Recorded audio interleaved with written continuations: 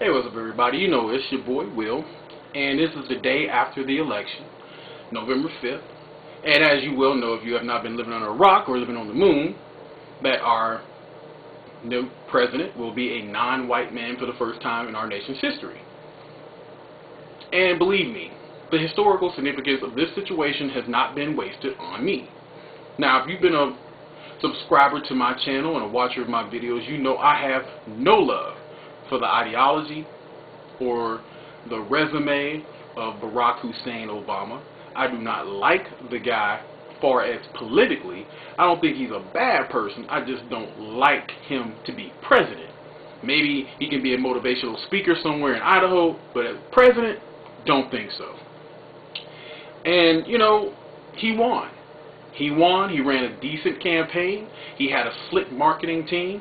He had a mantra that resonated with the American people, so I can't take that from him.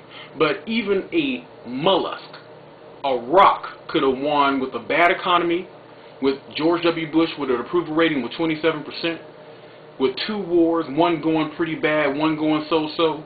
There, in the Republican brand being in the toilet, there is no way that Barack Obama should have lost. And when I saw all these black people and people in general just running around, people running around and fainting and people crying to the point where they got snot running down their face and eating their own snot, you know what? If I ever do run for office, I am going to push through legislation.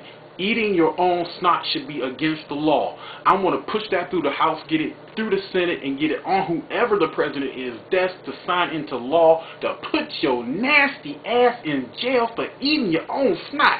Who cries so much that you eat your own snot? That's just nasty. Just real nasty. But I saw numerous people in numerous Obama worshiper parties eating their own snot. And you wonder why I call you Obamanites, and you wonder why I call you Obama worshipers. I mean, people fainting. Lord, oh, Obama won. I never thought I'd see this day. I mean, come on. I mean, I understand there should be a level of jubilation for something this historical, but people fainting and eating your own snot? Please, give me a break. Disgusting. But anyway, I digress. Let's get back to the issue at hand. What is Obama going to do as president? Let me tell you, it ain't what he's going to do, it's what he's not going to be able to do. All the promises and the giveaways that he said he was going to be able to give you guys to get you to vote for him, let's go through them. He won't get the troops out in 16 months. And if he does get any troops out, they're going to go to Afghanistan. So that $10 billion that he kept talking about over and over and over again in all his stump speeches, this is going to get transferred not to the states to improve schools or highways, but to improve schools and highways in Afghanistan. That 95% tax cut, not going to happen, people. You really honestly believe in order for him to get $1 trillion in new programs through, he's only going to tax 5% of the American population? I mean, who was gullible enough to fall for 95% tax cut for the American people? Oh, that's right, 60 million of you guys fell for that. I should have added V8. But you did. You fell for it. He's not going to be able to do it. And that universal health care or quasi-universal health care that he said he was going to put through, once again, people, 5% of the population can't pay for that. That's going to come out of you, your 401k, some of you working folks. Social Security, you old folks. Payroll taxes, young folks. That's just going to, he's going to raise your taxes. He can't get that program through if he don't raise taxes. It's just common sense, people.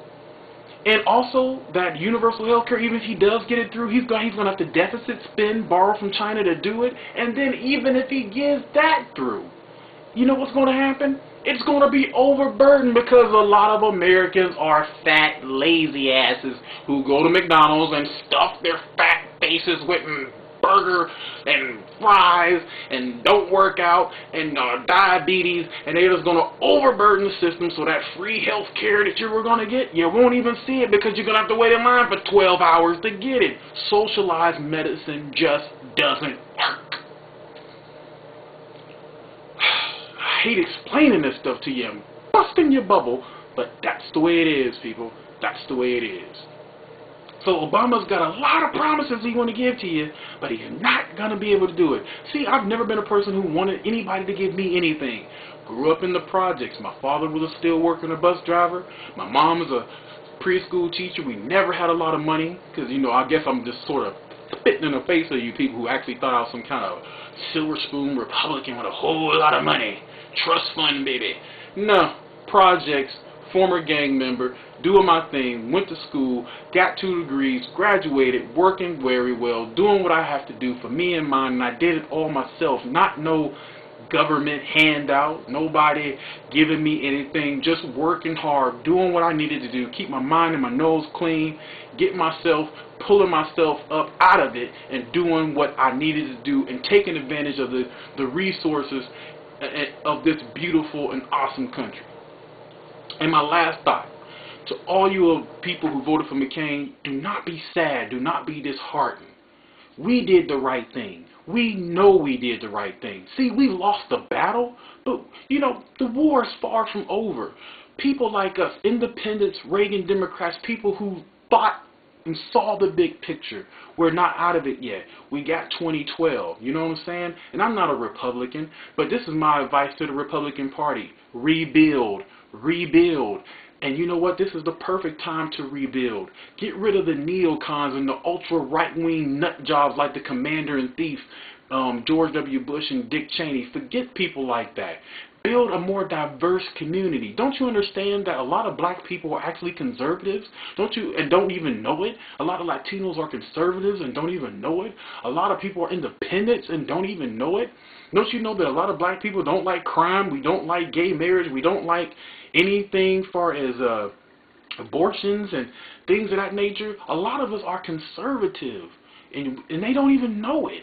But the Republican Party has been pissing on black people for so long and people of color and being so exclusionary that they don't understand the untapped potential of what you could do and become that multicultural, diverse party that you used to be before the Dixiecrats took over your party. So in closing, people, remember, we did what was right. Don't feel sad. Don't feel bad. The people who voted for Obama a year from now, I can't wait to rub it in their face because they are going to be the ones crying and cursing his name. And guess what? We'll be sleeping like little babies real good because we know we did what was right for this country and we put our country first. So until next time, people, much love.